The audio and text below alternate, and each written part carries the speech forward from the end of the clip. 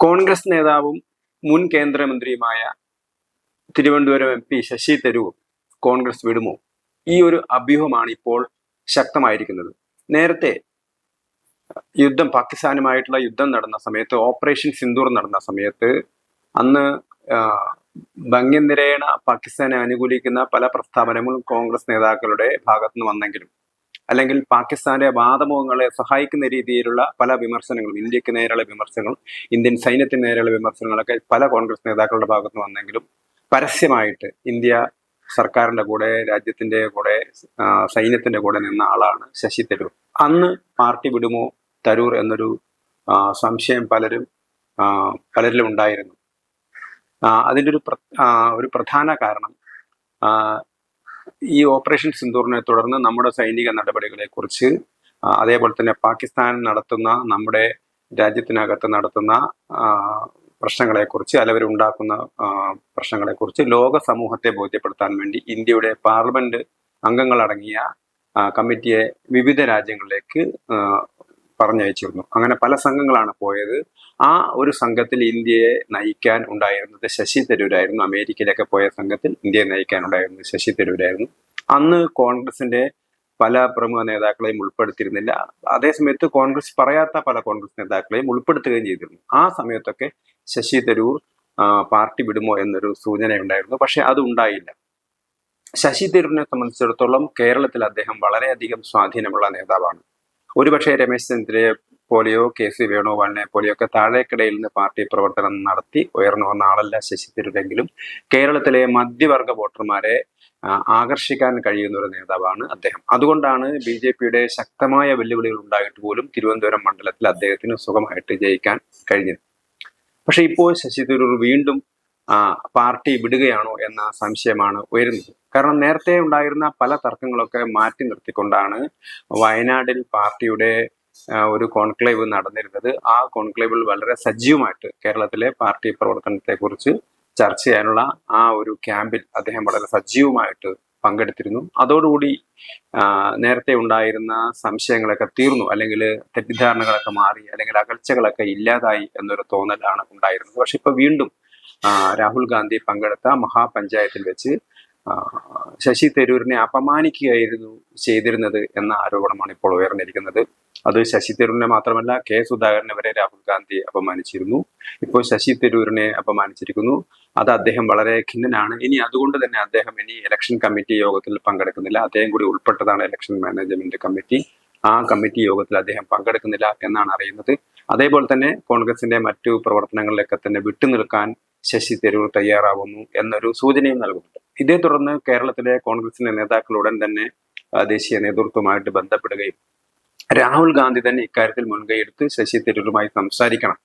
കാരണം ശശി തരൂർ കോൺഗ്രസ് വിടുകയാണെങ്കിൽ, അല്ലെങ്കിൽ കോൺഗ്രസ് നേതൃത്വവുമായി അകലുകയാണെങ്കിൽ, നല്ലൊരു ചെറുപ്പക്കാരായിട്ടുള്ള നല്ലൊരു വിഭാഗം ആളുകൾ, അല്ലെങ്കിൽ പ്രൊഫഷണൽ ആയിട്ടുള്ള ആളുകൾ, അല്ലെങ്കിൽ മധ്യവർഗത്തെ, അതായത് ശശി തരൂരിന് കാര്യമായിട്ട് രാഷ്ട്രീയത്തിന് അതീതമായി ശശി തരൂരിന് വോട്ട് ചെയ്തിരുന്ന ആളുകൾ, ആ ആളുകളൊക്കെ തന്നെ പാർട്ടിയിൽ നിന്ന് അകന്നു പോകുമോ എന്നൊരു സംശയം UDF-ലുണ്ട്. കാരണം കേരളത്തെ സംബന്ധിച്ചിടത്തോളം 2 തവണയായിട്ട് LDF അധികാരത്തിൽ വരികയാണ്. ഓരോ തവണ LDF അധികാരത്തിൽ വന്ന സമയത്തും UDF-ന് ഒരു പ്രതീക്ഷ ഉണ്ടായിരുന്നു. അത് 2016 ഉണ്ടായിരുന്നു, 2021 തീർച്ചയായിട്ടും ഉണ്ടായിരുന്നു. കാരണം 2021, 2019 ലോക്സഭാ തെരഞ്ഞെടുപ്പിൽ നേടിയ വമ്പിച്ച ഒരു വിജയത്തിന്റെ പശ്ചാത്തലത്തിലാണ് 2021 UDF തെരഞ്ഞെടുപ്പിനെ നേരിട്ടത്. അന്ന് രമേശ് ചെന്നിത്തലയുടെ നേതൃത്വത്തിലായിരുന്നു തെരഞ്ഞെടുപ്പിനെ നേരിട്ടത്. പക്ഷെ പരാജയപ്പെടുകയായിരുന്നു UDF ചെയ്തിരുന്നത്. പക്ഷെ ഇത്തവണ 2 തവണയായിട്ട് ഭരിക്കുന്ന സംസ്ഥാനത്തെ സർക്കാരിന് എതിരായിട്ടുള്ള ഭരണവിരുദ്ധ വികാരം, ആ ഭരണവിരുദ്ധ വികാരത്തെ ഉപയോഗപ്പെടുത്തിക്കൊണ്ട് തങ്ങൾക്ക് ഇത്തവണ അധികാരത്തിൽ കയറാൻ കഴിയും എന്നായിരുന്നു കോൺഗ്രസിന്റെയും UDF-ന്റെ ഒക്കെ പ്രതീക്ഷ. അതിന് അവർക്ക് കുറച്ചുകൂടി ആത്മവിശ്വാസം നൽകിയത് തൊട്ടു മുമ്പ് ഇപ്പോൾ ഡിസംബറിൽ നടന്നിരുന്ന തദ്ദേശ സ്വയംഭരണ സ്ഥാപനങ്ങളിലേക്കുള്ള തെരഞ്ഞെടുപ്പാണ്. ഈ തദ്ദേശ സ്വയംഭരണ സ്ഥാപനങ്ങളിലേക്കുള്ള തെരഞ്ഞെടുപ്പിൽ 2020-നേക്കാൾ വലിയ വിജയമാണ് UDF-ന് നേടാൻ കഴിഞ്ഞത്. CPM-ന്റെ മാത്രം നിയന്ത്രണത്തിലുണ്ടായിരുന്ന പല ജില്ലാ പഞ്ചായത്തുകളും അവർക്ക് പിടിച്ചെടുക്കാൻ പറ്റി, ചില കോർപ്പറേഷനുകൾ പിടിച്ചെടുക്കാൻ പറ്റി. തദ്ദേശ സ്വയംഭരണ സ്ഥാപനങ്ങളുടെ ആകെ തെരഞ്ഞെടുപ്പ് ഫലം നോക്കുന്ന സമയത്ത് അത് കോൺഗ്രസിന് അനുകൂലമായിരുന്നു എന്ന് വേണം നമുക്ക് പറയാൻ കഴിയും. അങ്ങനെ ഇരിക്കുന്ന ഒരു സന്ദർഭത്തിൽ എങ്ങനെയെങ്കിലും നമ്മൾ അധികാരത്തിലേക്ക് തിരിച്ചു വരാൻ കഴിയും എന്നൊരു പ്രതീക്ഷയിലിരിക്കുന്ന സമയത്താണ് ഇപ്പോൾ ശശി തരൂരിനെ പോലെയുള്ള ഒരു പ്രമുഖനായ നേതാവ്, വളരെ ലോക വ്യാപകമായി അറിയപ്പെടുന്ന ഒരു വിശ്വപൗരൻ എന്നൊക്കെ കോൺഗ്രസ്സുകാർ തന്നെ വാഴ്ത്തിയിരുന്ന ഒരു നേതാവ് പാർട്ടിയുമായിട്ട് ഇടഞ്ഞു നിൽക്കുന്നത്. അദ്ദേഹം വീണ്ടും അദ്ദേഹം പറയുന്നു സ്പെഷ്യൽ ഇന്റൻസീവ് റിവിഷൻ. ആ സ്പെഷ്യൽ ഇന്റൻസീവ് റിവിഷൻ എന്ന് പറയുന്നത് വോട്ടർ പട്ടിക പരിഷ്കരിക്കാനുള്ള ഭരണഘടനാപരമായിട്ടുള്ള കമ്മീഷന്റെ, തെരഞ്ഞെടുപ്പ് കമ്മീഷന്റെ അധികാരം ഉപയോഗിച്ചുകൊണ്ട് അവർ നടത്തുന്ന ശുദ്ധീകരണ പ്രക്രിയയാണ്.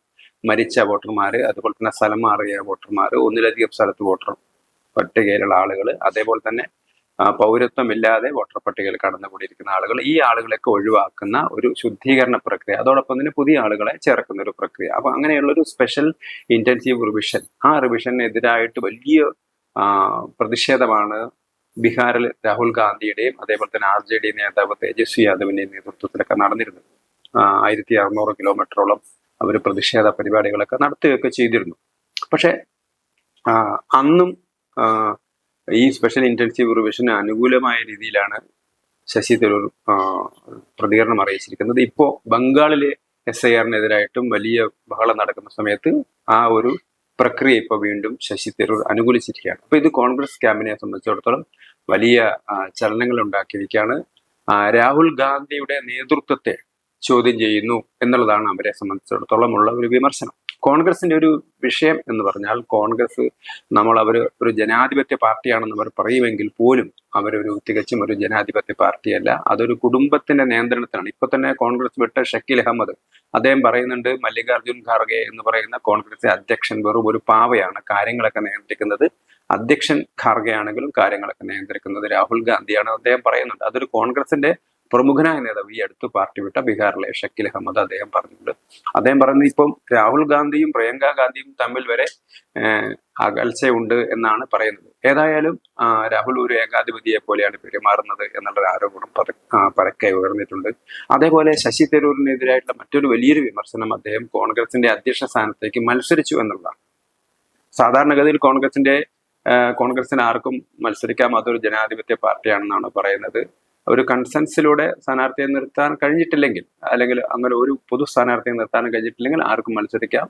ആ ഇലക്ടറൽ കോളേജിൽ ഭൂരിപക്ഷമുള്ള ആൾക്ക് ജയിക്കാം. അങ്ങനെ തെരഞ്ഞെടുപ്പ് നടന്നു. മല്ലികാർജുൻ ഖാർഗെ, കോൺഗ്രസ് ഹൈക്കമാൻഡിന്റെ പ്രതിനിധിയായിട്ടുള്ള മല്ലികാർജുൻ ഖാർഗെ വലിയ ഭൂരിപക്ഷത്തിൽ ജയിക്കുകയും ചെയ്തു. പക്ഷെ ശശി തരൂർ നല്ല വോട്ട് പിടിക്കാനും ശശി തരൂരിന് കഴിഞ്ഞു. പലരും ചിന്തിച്ചിരുന്നു ശശി തരൂരിനെ തന്നെ എടുത്ത് കളയുമെന്നായിരുന്നു. പക്ഷെ അവർ കോൺഗ്രസ് വർക്കിംഗ് കമ്മിറ്റിയിൽ അദ്ദേഹത്തെ തുടരാൻ അനുവദിച്ച്, അല്ലെങ്കിൽ വർക്കിംഗ് കമ്മിറ്റിയിൽ എടുക്കുകയാണ് അദ്ദേഹത്തെ ചെയ്തിരിക്കുന്നത്. പക്ഷെ അങ്ങനെ എടുത്ത ഒരു നേതാവിനോട് കാണിക്കുന്ന വിവേചനം ഒരു രണ്ടാം തരം പൗരൻ എന്ന രീതിയിൽ അവർ അദ്ദേഹത്തോട് പെരുമാറുന്നു എന്നുള്ളതാണ് നമുക്ക് മനസ്സിലാവുന്നത്. കാരണം കോൺഗ്രസ് വർക്കിംഗ് കമ്മിറ്റി അംഗത്തിന് ഒരു കോൺഗ്രസിന്റെ വേദിയിൽ കിട്ടുന്ന മാന്യമായ പരിഗണന അവിടെ കിട്ടുന്നില്ല. അദ്ദേഹത്തെ അപമാനിക്കുകയായിരുന്നു ചെയ്തത് എന്നുള്ളതാണ് ഇപ്പൊ പൊതുവെ എല്ലാവരും പറയുന്നത്. BJPയും ഈ വിഷയം വളരെ കാര്യമായിട്ട് എടുത്തിരിക്കുകയാണ്. BJP പറയുന്നത് കോൺഗ്രസിനകത്ത് തന്നെ അധികാരം പോലും നടക്കാണ്, രാഹുൽ വേണോ പ്രിയങ്ക വേണോ. കാരണം രാഹുൽ എല്ലാ ഇലക്ഷനിലും മത്സരിച്ചു, രാഹുലിനെ വലിയ പ്രൊജക്ട് ചെയ്യുന്നു, വലിയ നേതാവാക്കാൻ വേണ്ടി കോടികൾ ചെലവഴിക്കുന്നു, വലിയ വലിയ റാലികളൊക്കെ നടത്തുന്നു, ഭാരത് ജോഡോ യാത്ര പോലെയുള്ള വലിയ പരിപാടികൾ നടത്തുന്നു. പക്ഷെ ഒന്നും നടത്തിയിട്ടും യേശുന്നില്ല. കാരണം കോൺഗ്രസിനെ നയിക്കാൻ രാഹുൽ ഗാന്ധിക്ക് കഴിയില്ല എന്നൊരു വിഭാഗം വിശ്വസിക്കുന്നു. കോൺഗ്രസിനകത്ത് തന്നെ അവർ പ്രിയങ്ക ഗാന്ധി ചുമതല ഏറ്റെടുക്കണം എന്നാണ് പറയുന്നത്. അപ്പൊ അങ്ങനെയുള്ളൊരു വൈരുദ്ധ്യം കോൺഗ്രസിനകത്ത് ഉണ്ട് എന്ന് BJP ആരോപിക്കുന്ന സമയത്താണ് ശശി തരൂരിനെ പോലെയുള്ള ഒരു പ്രമുഖനായ നേതാവ്, അദ്ദേഹത്തിന് ഒരുപക്ഷെ ഗ്രാസ് റൂട്ട് ലെവൽ പ്രവർത്തിച്ചുള്ള അനുഭവം ഇല്ലെങ്കിലും നിരവധി തവണയായിട്ട് അദ്ദേഹം കോൺഗ്രസിന്റെ MP ആണ്, അതുപോലെ തന്നെ കേന്ദ്രമന്ത്രിയായി പ്രവർത്തിച്ചു, UN പ്രവർത്തിക്കുന്ന ആളാണ്, നല്ലൊരു രാജ്യതന്ത്രജ്ഞൻ എന്ന പേര് കേട്ടിരുന്ന ആളാണ്, ഒരു വിശ്വപൗരൻ എന്ന രീതിയിൽ അറിയപ്പെടുന്ന ഒരാളാണ്. അങ്ങനെയുള്ളൊരു ശശി തരൂർ കോൺഗ്രസ് വിടുമോ? കോൺഗ്രസ് വിടുകയാണെങ്കിൽ വലിയ തോതിൽ തങ്ങളുടെ UDF അധികാരത്തിൽ എത്തുന്നത് അത് തടസ്സമാവും, അതിന് വരെ തടസ്സമാവാൻ സാധ്യതയുണ്ട്. അതുകൊണ്ട് കഴിവതും ഈ ഇലക്ഷൻ വരെയെങ്കിലും അദ്ദേഹത്തെ പിടിച്ചു നിർത്തണം, രാഹുൽ ഗാന്ധി സംസാരിച്ച് പിടിച്ചു നിർത്തണം എന്നുള്ളതാണ് കേരളത്തിലെ കോൺഗ്രസ്സുകാർ ആവശ്യപ്പെടുന്നത്. അത് നടക്കുമോ? രാഹുൽ ഗാന്ധി വഴങ്ങുമോ എന്നുള്ളതാണ് നമ്മുടെ മുമ്പിൽ നമ്മൾ ചിന്തിക്കേണ്ട വിഷയം. അതേപോലെ തന്നെ ശശി തരൂർ ഇനിയും അവിടെ തന്നെ നിൽക്കുമോ? ശശി തരൂർ BJPയിലേക്ക് വരികയാണെങ്കിൽ സ്വാഭാവികമായും BJP അദ്ദേഹത്തെ സ്വീകരിക്കുമെന്നുള്ളത് ഉറപ്പാണ്. അപ്പം ശശി തരൂർ ഈ ഒരു നിർണായക ഘട്ടത്തിൽ അദ്ദേഹം BJPയിലേക്ക് ചേരുമോ അതോ കോൺഗ്രസ് തന്നെ ഉറച്ചു നിൽക്കുമോ എന്നുള്ളതാണ് ഇപ്പോൾ വരുന്ന പ്രധാനപ്പെട്ട ചോദ്യം.